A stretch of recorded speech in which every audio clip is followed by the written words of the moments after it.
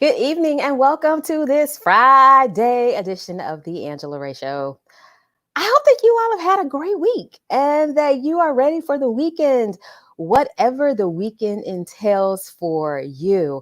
I had an opportunity to step outside with a friend that I have not seen the entire pandemic, and all of a sudden I realized how much I miss outside. So I may stick my toe at a park or something during the weekend. Of course, I'll be masked down, face shield, gloves, hand sanitizer, lots. Okay, I'm not that bad, but I do want to make sure that I'm safe. Shout out to everyone who will be catching our broadcast on the replay. Thank you so much for your support of the Angela Ray Show. For my live viewers, you know what to do. I like to know that you are here. So go ahead and do me a favor and slide in those comments and let me know what you plan to do this weekend, whether it is sleeping in, resting, going to a cookout, going to a drive-in movie, because those are making a comeback, a definite comeback during this pandemic, along with drive-in concerts. I know that there was one recently, I believe in the Atlanta area, and I just heard about another one that is coming. So many great ways that entertainment is evolving during these uncertain times. This is Friday, so you know what that means. It is the last day of my From Lemons to Lemonade series. And I don't know about you, but it has definitely warmed my heart and inspired me to hear of these stories of coming to a fork in the road, maybe having what some might believe to be tragedy and really moving to triumph in their lives. So this has definitely been a great, exciting week. You know, as people say, it has definitely been food for my soul. Again, if you are going to be on the broadcast live on tonight, make sure you slide in those comments and let me know what you are going to be doing this weekend. So, you all know what time it is. We always start the show with my ray of motivation moment. And for this ray of motivation moment, I want to find out whether or not you are restoring or whether or not you're hoarding. Are you restoring or are you hoarding? You know, we have to restore and replenish Lysol and Clorox and hand sanitizer and food and other things like that. But there's a difference between restoring and hoarding. And I'm not saying because you have 20 packs of toilet paper in a pandemic, that's hoarding. That is not what I mean. I want to share a little story with you all. A few years ago, I had a colleague who I didn't know very well. We'd worked together a few times. He was traveling through and doing some work at a food show in town. And at the end of the food show, he was telling me there was all this stuff left over that they were just going to have to toss unless he could find a way, and other people who were working with him just find a way to kind of gather it up and take some home and take some back to his hotel. So he called me and said, "Hey, can I use your car? If you will put some things in your car to help me gather a few things, you know, I'll make sure that you're taken care of as well." So I was like, "Okay, not a problem." I don't know what I'm walking into. But when I get to this huge expo, I am just, my mouth falls open at the amount of stuff that vendors have left behind.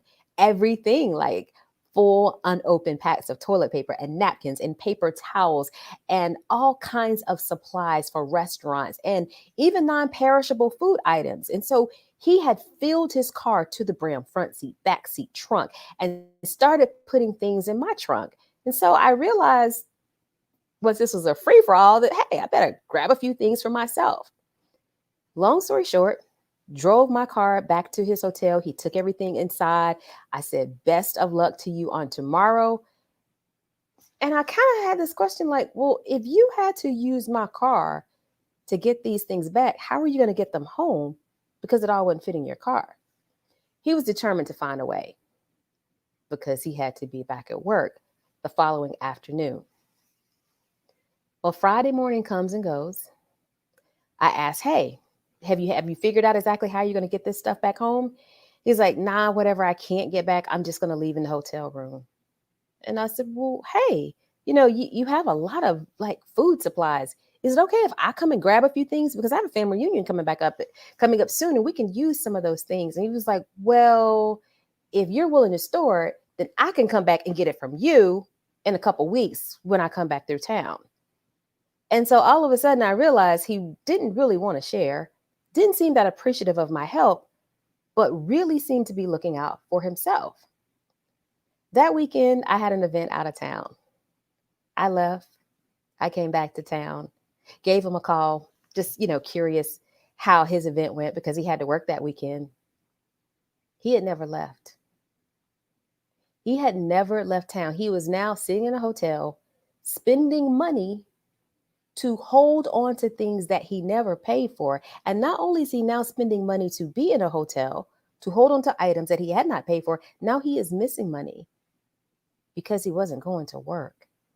And I realized that was beyond just restoring, that was hoarding.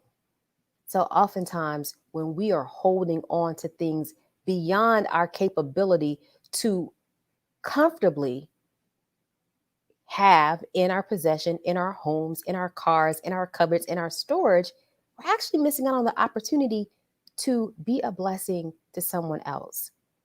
So on this Friday, I ask you, are you hoarding or are you restoring? And that's this Friday edition of your Ray of Motivation moment. Well, as I said earlier, we are in the midst of this series on From Lemons to Lemonade, and this is the last night. And tonight's guest is a business owner. She owns Bliss Face and Beauty Studio. She is a licensed esthetician, a makeup artist, actually a celebrity makeup artist. She is a communications professional. She is a singer and she is an actress. She has worked on numerous people in terms of, getting that face beat. Everyone from Pastor Shirley Caesar to Radio One and TV One founder Cathy Hughes, and the list goes on and on. So please help me welcome Mimi Taylor. Mimi, thank you so much for being on the Angela Ray Show tonight. Thank you. Thank you for having me. So You're excited. welcome. So tell me, what have you been doing during this downtime that we've all kind of experienced in the past few months? You mean this forced pause? This forced There pause it of is. ours? Yeah. Mm-hmm. Press pause. Well, I've been doing a lot of things actually. Okay. I think in the very beginning, we were all freaking out a little bit. I think we all were like, okay, what does this mean that we are now having to self quarantine? What does it mean that you can't leave your house? What do you mean I have to work from home? Like initially it was a big adjustment because you go from a routine where you get up every day, you get dressed, you put your makeup on, you drive to work, Mm-hmm. you attend a few meetings, and home is home, work is work. Never the twain shall meet. And then when you are done at work, you leave work there, you come home, you cook dinner, you do whatever you're going to do, and then the cycle starts the next day. Well, um, I am fortunate enough that I work as a communication strategist for a social justice nonprofit that is deeply rooted in racial equity and collective impact. And so they care, okay, about your self care. They care about your ability to do your job effectively and well. Mm-hmm. And it was important for my job, which is really a table, it's a state table. So that means that we provide infrastructure support to about 60 other organizations. Okay. And Okay. it was important for us to maintain a level of normalcy while working from home and adjusting to this new normal, which now included virtual space. But what happened was that one Zoom meeting begat another Zoom meeting, begat another Zoom meeting, and there were no more boundaries. There were no more boundaries in your home. Your home no longer felt like the place of refuge, the place of escape, the place of rest. It began to feel like a place that you live, where you live to work. And so then Mm. I had to make a quick adjustment because I ended up finding myself working from my dining room table, from my guest room, from my couch, and I had to pick a spot, one spot, that I was going to work from. And when I was done, that door was going to shut, and that was it. The rest of the house was the rest of my house. And it has not been easy because there are some days where I am tethered to my Zoom from 10 o'clock in the morning to 10 o'clock at night.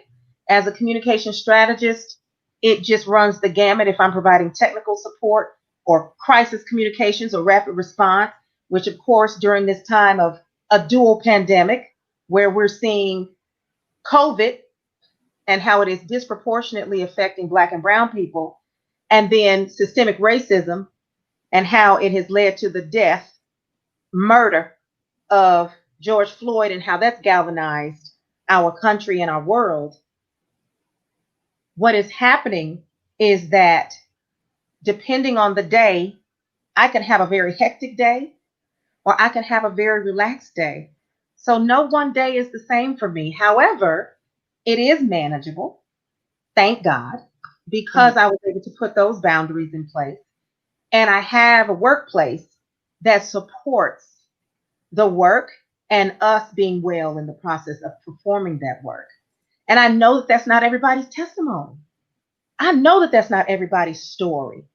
You Right. know, as you during the introduction, you listed all of my skills, and I give all glory to God because He blessed me with all of those. But depending on where I am at any given moment, that hat, that comms hat might come off, and the makeup hat might come on. The Right. esthetician hat, the makeup hat might come off, and then the esthetician hat might come on. Mhm. Um, and what I'm so fortunate in this moment to be doing right now, while working full time, is also working full time on blossoming and growing and nurturing my dream. And that's always been to have my own aesthetics spa and makeup lounge, and that's where Bliss Face and Body Studio comes to be a reality. And so I'm working very hard um, to get my space underway. We're in the inspection space. I'm thankful that my husband is my general contractor. But I'm excited about that too because that's been my passion project for years.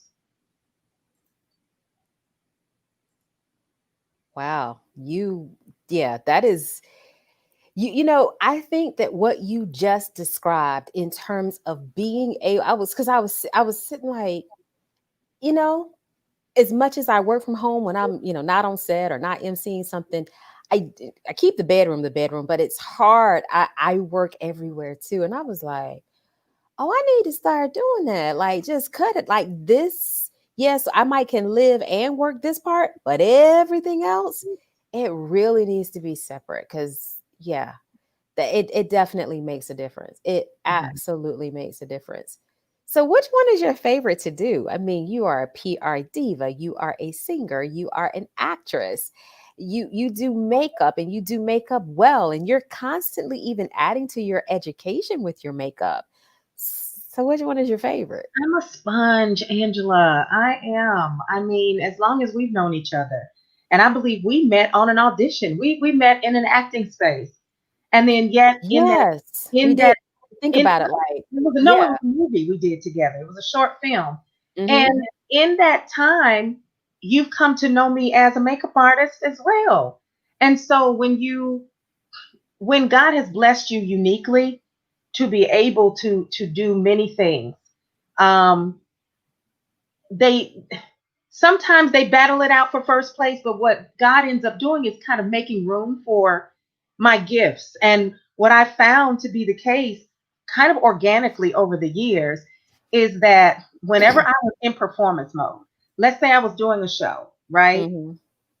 If I was in performance, and as you know, whenever you're doing theater, you've got what, 2 to 3 weeks, maybe 4 weeks of rehearsal, and then 2 weeks of performance, right? So you've Right. got that block of time where you're dedicated to this project, and that's all that matters, right? Mhm. Well, it would just seem as though organically my makeup jobs would decrease just on their own to make room for that gift.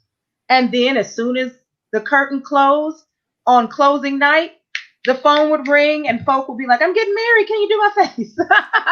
So they never ended up competing, or if they did, I was able to really schedule the time in a way that they never bumped.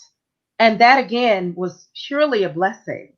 And throughout all of that, I've been able to maintain full time work, right? So, like Hmm. my bread and butter, my 9 to 5, okay, whether it was working for WRL TV when I first moved here as a news producer. And then after that, I was a media spokeswoman for the Museum of Natural Sciences for 12 years. Now I'm a communication strategist. And in the last 4 years, I've gone back to school. I got my master's degree from American University in strategic communications, and I went and got my aesthetics license. So I'm a licensed esthetician because I'm a sponge, and when the moment creates itself for me to have those spaces in time where I can fit those things in, I'm like, okay, and thank God for like online learning. Um, Right. and a part-time esthetician's program in Durham where I could drive to after work. So it fit right into a busy working professional schedule. And so then what God was doing was preparing me for this moment. And like, who knew? Like, honestly, COVID hit right at the time when we were about to begin construction. So all of that got Mm, delayed. But again, a denial or a delay is not a denial. It's just a delay. A tree is just a tree. Bliss is still happening. I know Bliss, that's right. bliss is still going to materialize in Jesus' name. So, so all of those things I'm working on at the same time, God has really uniquely and strategically gifted me in a way to be able to schedule my time accordingly, to also make time for family and my husband and myself and my home, and for nothing to be neglected. So again, I know that that's not everybody's story during COVID, but I have seen and I have heard multiple situations where people are thriving during Hmm. this forced pause. I have friends who work in the commercial cleaning business whose businesses have increased tenfold because so Right. many businesses just need someone to come in and do touch point cleans. And Hmm. they're getting paid like crazy because they don't want to. Those folks are like, you come in here 3 times a week and I need you to spray down these doorknobs and handles and everything else, and I'm going to pay you for that because that is worth monetizing. And Right. and I have friends that have closed on houses. I have friends who Mm, have found love during COVID. So COVID has been unfortunate and deadly and horrible. In many instances, we have seen the loss of life in numbers that are sad and yes.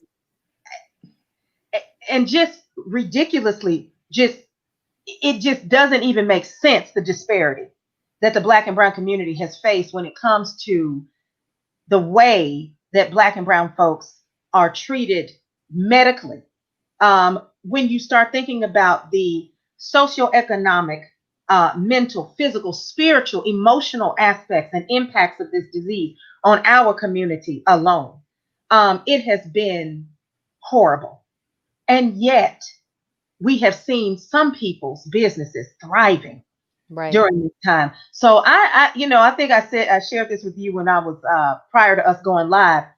The historians are going to be writing about 2020 Right. Yeah, for definitely. years. By the time they start to really understand the impacts of what folks have dealt with, and the case studies and suicides, and then let's not even talk about the racial ramifications of just what happened in Minnesota with George Floyd, and how you've seen now, yes, Black Lives Matter and the movement for Black Lives is gaining momentum in ways that I don't think any of us ever would have imagined when we first started hearing about Black Lives Matter.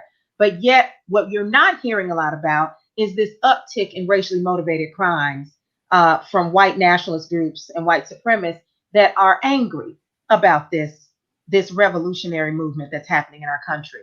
So we're seeing a lot, and it's at times Angela, it's a lot to take in. Mm-hmm. It is a lot to take in. I can recall at least on maybe three occasions where I just had a little bit of a meltdown. Hmm. I just had a bit of a meltdown. I felt the walls in this house closing in on me, and I just felt like I got to get out of here. And I just got in my car and I just drove. Nowhere in particular. I just had to get out of my house. Mm-hmm. And it is, and just think about the folks who don't have resources, To be don't able to have drive to do to be that. able to just drive and go do that, Mm-hmm. but to take a moment to check out and just say, I need a break from it all. And it has impacted us in ways that I don't think many of us even are aware of yet. You were just mentioning that a delay is not a denial. And you've had some delays that could have derailed people in Mhm, your industry. mhm, You are a singer, you are an actress, and your voice is your life in those fields. But you had some issues with your voice a few years ago, and going to get some treatment didn't seem to do the trick. mhm. So, talk about that journey. So I've actually had a couple of instances where my voice um, could have been deeply impacted by a medical issue. In 2009, I actually um, almost died due to another pandemic, and that was H1N1. At that time, nobody knew a lot about the swine flu and this rare strain of flu. Sound familiar? Yeah, definitely. Nobody, there were no antibodies, nobody knew, and people were dying at astronomical rates in 2009. People who were healthy were just walking into um, emergency rooms and dropping dead. And I ended up um, getting H1N1, and I ended up in a medically induced coma for 2 months. I was given a 1% chance of survival because, in addition to H1N1, I had double pneumonia as well as acute respiratory distress syndrome. I was on all three life support machines. And I don't know if you know anything about the critical care unit. There's ICU, which is the intensive care unit. Then there's CCU, which is the critical care unit, and then there is death. There is no other unit after CCU. Okay, and I was in the CCU on the heavy duty oscillator machine, which pumps 500 breaths per minute for you. It's a very aggressive machine that breathes for you. And the doctors, I had a team of 77 doctors and nurses at Wake Med. The doctors told my Hold family up. How many did you say? 77, Okay. I just want to make sure I heard that correctly. Okay. 77. And think about the significance of that. Girl, Those that's people. hey, you know what? You know where I was going with that, but I was like, there was a big number, but we know what that seven means. Yes, we Absolutely. do. Completion. Mm-hmm. And the doctors told my family, it is time for you to pray to whatever God you serve. We have done all we can. If she does not survive this machine, there's nothing more we can do. But God. But God. And I remember my sister, and at that time, I was on the air with the Light 103.9 FM. I was the on air personality. And I wasn't married at the time. And as a single woman, I had my church family, my Radio One family, many friends who, when I think about that time and I think about the stories that I was told from the folks who basically said that they never lost faith. No matter how dire it looked, they never gave up hope and they always believed that God had a purpose for me. Even when the doctor said what they said, they didn't believe it. And I remember um, My sister at the time, and this is when Facebook was really new, like nobody really knew how to use Facebook. She like got on Facebook and was like, "I'm flying into Raleigh tomorrow. I'm sure I'm Mimi's sister Cheryl. If you all know how to get a prayer through, meet me at such and such hotel at such and such time." She said that the hotel lobby was full of people. Wow. I had so many people praying for me and bombarding the gates of heaven on my behalf that the Lord had no other choice but to respond. And he said, "She will live and not die." And when the doctor said, "Ma'am, we need to trach her," my sister said, "You cannot touch her vocal cord. This is her livelihood. She's a singer, she's an actress, she's a radio personality. You will not cut her throat." And they says, "Well, ma'am, it's probably her best chance of survival." She says, "Find another way." And they did not trach me because my sister said, "That's not what God said." And then several years after, um, I ended up being one of the Duke Voice Care Center's first patients because I had gone back to acting once I got out of the hospital, and I was singing and doing musicals. And I started to notice, because I'm a soprano, that every time I went to go hit a high note, I would hit air once I kind of hit my shelf. And Hmm. I was like, what is going on? Right. And come to find out that I had acid reflux, which was um, causing polyps in my vocal cords. And so I did like a year's worth of vocal therapy. It wasn't working. And so we finally decided, let's go in, let's just do the surgery. And thank goodness we did, because once they got inside, the polyp that showed up on the front of the scope, there were several polyps behind it, like right behind it, like this, that weren't showing up on the scope because they were behind it. So the surgery sliced all of those off, gave me a fresh new set of vocal cords. And so my range is higher than it ever was before. So, yeah, I've had a couple of situations where my voice was threatened, but God said no. Not just your voice with H1N1, but your life, Mhm. definitely. My And so, life. how long were you total time? You were in a coma for 2 months, right? I How was long were you in the for hospital the entire time? 2 months. So I was in a medically induced coma for actually 1 month, and I spent Okay. another month learning how to walk again, because during that month my muscles had atrophied, and I had tremors in my hands. Um, and what happens is the brain is the last organ to kind of wake up, right? Um, and because they had to keep me in such a medically sedated state, the Mhm. cocktail of drugs that they kept using to keep me in this sedated state kept changing on a daily basis, that honestly I should be a vegetable today. They Mm. were using drugs on me that the effects of those drugs on a normal brain should have rendered me um, with some mental deficiencies today. Um, psychotropic drugs, things that you mix together to kind of keep you sedated and calm while that infection was being pushed out Right. and while the Lord was flushing it out. Mhm. So, yeah. Wow. So you have a question from one of our loyal viewers here at the Angela Ray Show. Edwin has a question for you about beauty. Okay, let's see.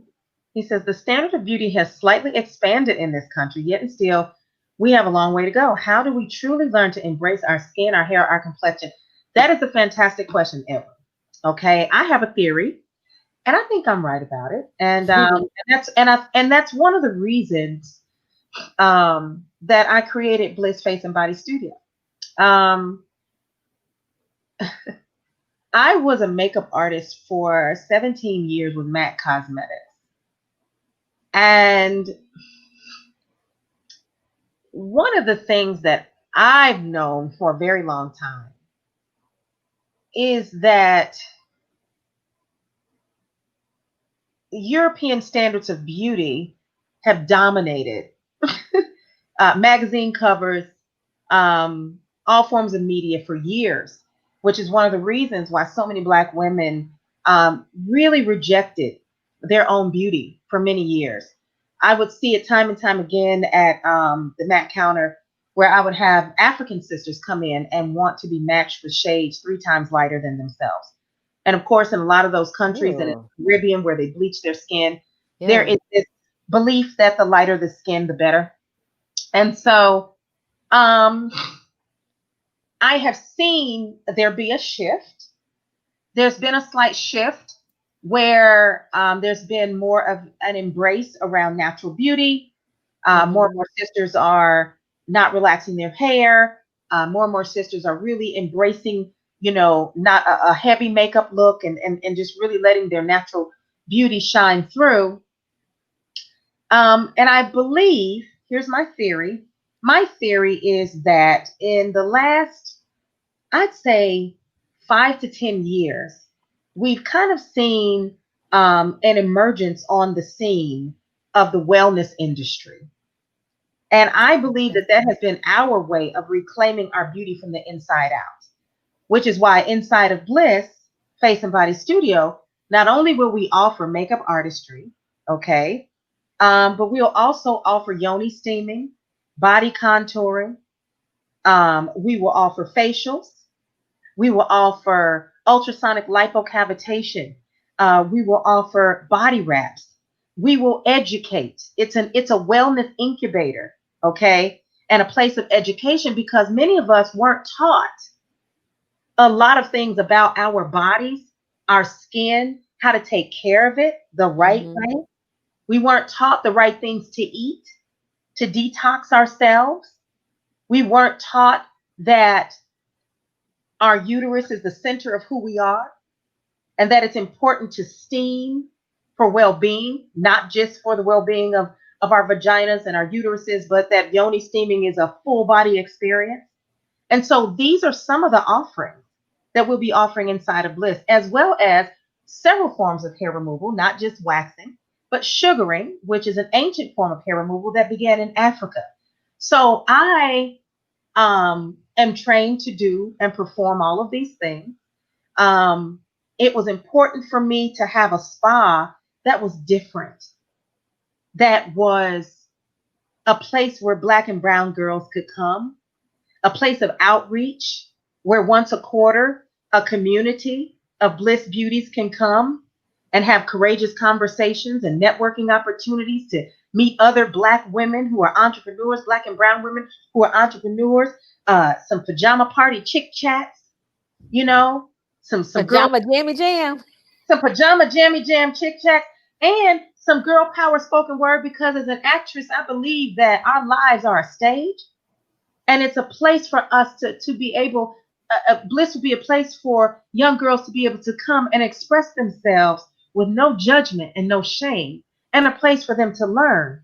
So I am excited about Bliss Face and Body Studio. In fact, when I first opened, but when I first launched, I was Bliss Beauty Bar. That was when I opened in 2014 virtually. And I launched my eyelash line, my 3D Mink and Silk eyelash line, which is Mm-hmm. kind of what put Bliss Beauty Bar on the map. But as I began to get more and more educated and complete my education with Elevate Salon Institute and start to think about all of the different ways that I wanted my spa to be different, the name changed. There was an evolution. And so Bliss Face and Body Studio was born because I wanted us as Black and brown women to embrace the totality of who we are from the inside out. And so that's a fantastic question because that was is the whole reason and the impetus behind why I created Bliss Face and Body Studio. Now, this follow up question he has, you may have already answered it. There's a follow up. After so much medical trauma, how did I learn how to be comfortable in my body again? Whew. Edwin, whew, got some questions today. Let's see. Well, interestingly enough, I did undergo some PTSD after I came out of the hospital. Okay. I experienced what doctors refer to as survivor's remorse or survivor's Oh, guilt uh-huh. because in 2009, as I mentioned, so many people died. Mm-hmm. And when I woke up and I had learned what had happened to me, the first thing I thought was, I am no angel. I am not perfect. Um, why am I still here? Why did Mm. Right. I? There was also a period of time where the effects of those drugs on my brain caused a few lapses in my judgment. There were, it took a while for me to remember some things. And from the outside, people had no idea. People thought I had made this full 110% miraculous recovery and I looked good doing it, but they had no idea what I was dealing with on the inside. Mm. Um, and so the other thing people didn't know is that after such a force of oxygen, when you're on those life support machines, they are pushing oxygen constantly into your body. Um, and when I was on the oscillator, they ended up putting chest tubes in underneath my rib cage to make sure that my internal organs didn't explode, because there was so much oxygen being forced into my body. And one of the side effects of a force of oxygen is hair loss. And I don't know if you remember this, Angela, but right after I got out the hospital, I cut my hair really short. And it was because my hair started falling out in clumps. And I just Oh. couldn't stand to look at it. And I didn't know what to do. So I said, I'm just gonna cut it off. And I had a really short, tiny, shaved in the back, kind of like, short little pixie cut until my hair grew back. So there were a lot of things that I was dealing with silently that a lot of people didn't know about. I was also having a few nightmares because, again, the drugs were making their way out of my system. And those were things that, again, as a single woman, you deal with it internally and privately, and nobody knows your struggle. Everyone just was like, "Oh, that's Mimi. She's the lottery lady. That's Mimi. She's the actress. Oh, that's Mimi. She's on the Light 103.9 FM. Oh, that's Mimi. She's got it going on." And they had no idea. No idea. I couldn't even feed myself in the hospital. Mm. I Right. couldn't go to the bathroom by myself. There it was a dark time in my life. And I am a walking, breathing, living miracle today. And that, I think my faith is what helped to restore my, not necessarily my body image, but my belief in myself again. Which probably was a became a then good body image became a byproduct of believing in yourself. Yeah, I mean, as Black women, as women, period. I mean, we all go through bouts of insecurity. Mm-hmm. We all go through times where we don't feel the prettiest, or we've Yeah. gained a little weight, or we lost too much weight, or Yeah. we look at how we looking, and and I mean, and I got married later in life, so I was single for many years before I met my husband, and so it's a lot that you go through, and when you've undergone such medical trauma, it's a lot mentally to take in. Mm. But yeah, my faith has carried me through. Amen. Wow. So well, we already know us. I was about to say, so what's up next for you? But we know what's up next is breaking construction on your spa. Of course, when I'm assuming when you have the time, you are still acting, doing plays and other opportunities that come up. Aside from that, do you have anything else that we can look forward to seeing when maybe outside opens up? When outside opens up, I know, right? Oh my gosh, I just want 2020 to hurt and just, oh my gosh, I saw the funniest meme the other day that 2020 was getting ready to be synonymous with 666 and the number 13.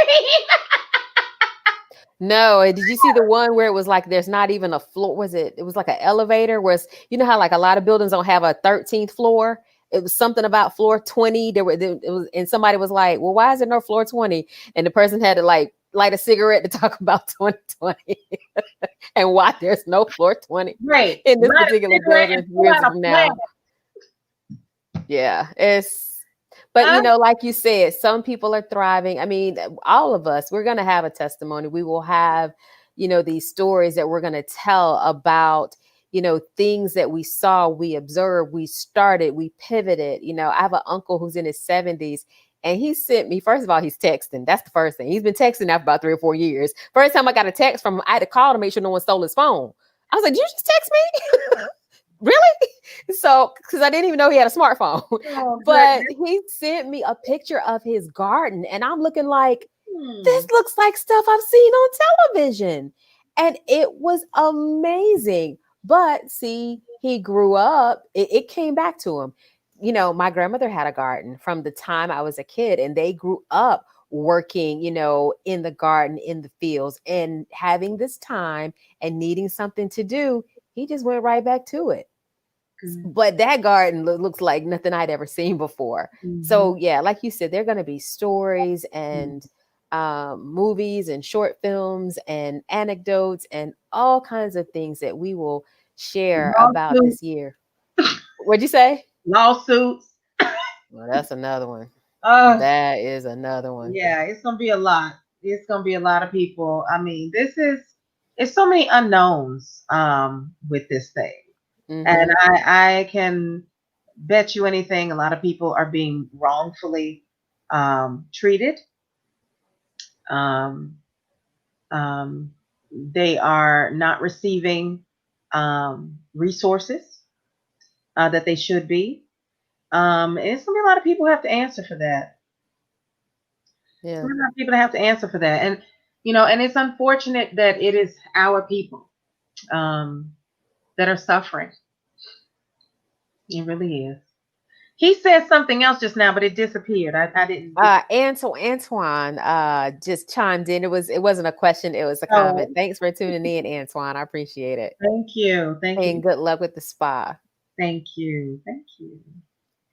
Well, Mimi, I appreciate you taking time out of your busy schedule to talk with us to share your journey. And I'm so glad Edwin asked that follow up question because even though I knew, I've seen the picture that you often post on Facebook when you were in that coma and all the tubes and you being in the hospital. That picture is a reminder, but not knowing what, going through like the after effects. It's almost like there's an earthquake and then there's aftershocks, Yeah.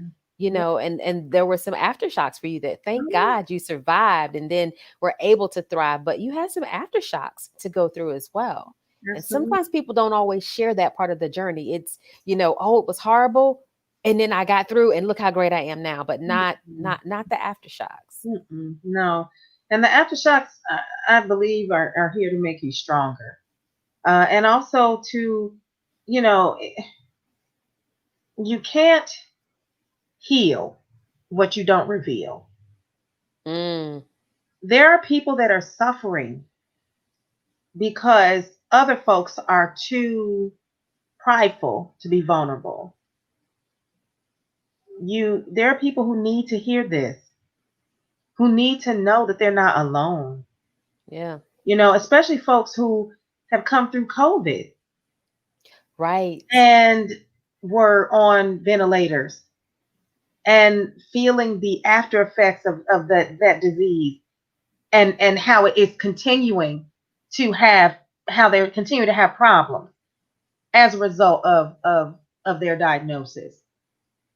And they're feeling alone because they were in the hospital alone and they dealt with isolation and depression and symptoms that rendered them unable to breathe. And this is a un listen, this disease is creating an uncommon kind of pneumonia. Now I had double pneumonia. What I'm hearing about this disease is that it's the kind of pneumonia it just chokes out your whole ability to even be able to breathe. Mm, And that's in the cases where it is really bad. right. You've got some cases that are very mild, thank God. Mm-hmm. And then you've Mm-hmm. got some cases that are really bad. And the folks who have dealt with this Um, some of them are going to have long-standing side effects for Right. years to come. And to hear another person say, "I was on a ventilator. I was on a ventilator. I was on a respirator.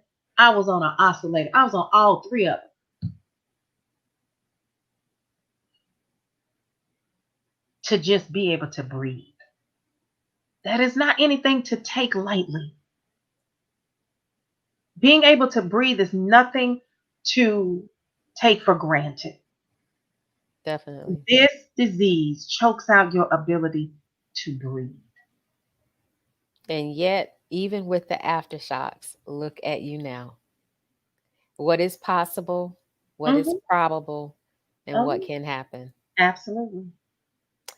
Well, Absolutely. Mimi, you are a walking testimony. You are a walking testament. This, like I said, this week, as I said in the introduction, it's been inspiring for me to see what people have gone through in their lives and to see where they are, to see how they're not bitter, to see how they've moved beyond the fork in the road, beyond the lemons, and made the sweetest lemonade possible. Yeah. I Well, appreciate Mimi's Instagram is scrolling at the bottom of the screen. You gotta follow up so that you know when the spa will open. And is it gonna be in Raleigh or it. Durham? It's going to be in Raleigh. It's gonna be in 40, Raleigh, Raleighwood. yes, it's going to be in North Raleigh in the Steinmart Shopping Center, right next door to Steinmart on Falls of News, 4500 I Falls. know exactly where that is. There's a Chipotle over there, isn't there? No, Is wait a minute, or is that where Hula Hands used to be? I don't know. There's the ale house is over there. Okay, the L in the parking lot. Yes, That's where Hula Hands used to be. and there's a Joanne Fabric there, Hmm. Domino's Pizza.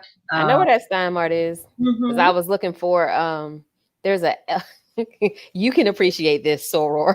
There's an elephant rug, like a welcome mat that Uh-huh. started circulating on Facebook group and all these Delta Facebook groups, and everybody was like, I got it from Steinmart. I went to that Steinmart all the way in Raleigh Did looking you for that. find it? No, it wasn't there. You know where they told me they had one in Myrtle Beach. I was like, I'm not driving to Myrtle Beach. I'm sorry. I'm not doing it.